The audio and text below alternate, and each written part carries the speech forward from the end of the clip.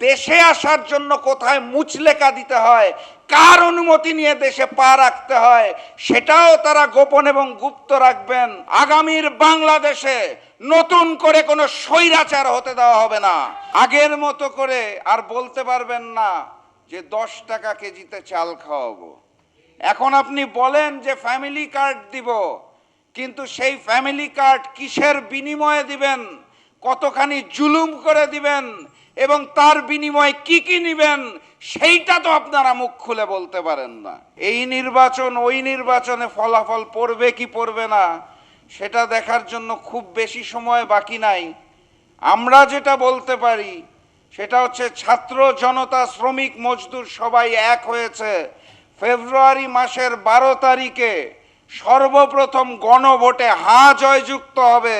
তারপরে পরিবর্তনের জন্য 11টি রাজনৈতিক দল এক হয়েছে, তার পক্ষেই পরিবর্তনের রায় আসবে ইনশাআল্লাহ। বাংলার জনগণ এখন আগের মতো তাদেরকে যা বুঝাবেন তাই বুঝবে, সেই দিন শেষ হয়ে গেছে।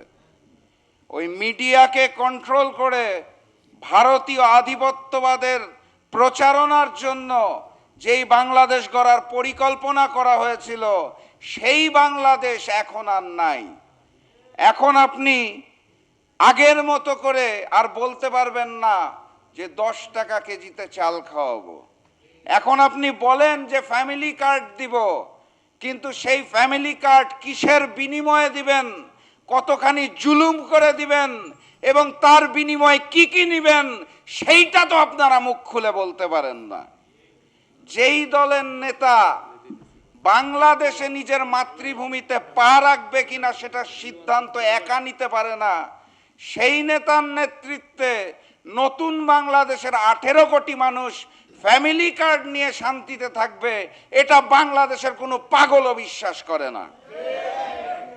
সম্মানিত সাথী এবং বন্ধুগণ, ওনারা বলতে চায় আই হ্যাভ আ প্ল্যান, আমার একটা পরিকল্পনা আছে।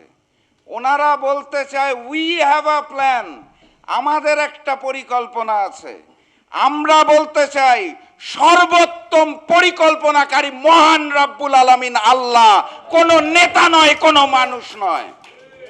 আমাদের কোনো পরিকল্পনা নাই, আমাদের যেটা আছে সেটার নাম হচ্ছে প্রচেষ্টা। পরিকল্পনা সর্বোত্তম করবেন মহান রব্বুল আলামিন আল্লাহ, আমরা প্রচেষ্টা করব। সেই প্রচেষ্টা হচ্ছে আগামীর বাংলাদেশে কোনো ভারতীয় আধিপত্যবাদ এবং আগ্রাসন থাকবে না। আগামীর বাংলাদেশে নতুন করে কোনো স্বৈরাচার হতে দেওয়া হবে না। আগামীর বাংলাদেশে নতুন করে জালিমের জন্ম হতে দেওয়া হবে না। এটা হচ্ছে আমাদের প্রস্তাবনা, এটা হচ্ছে আমাদের প্রচেষ্টা। কবুল করার মালিক আল্লাহ।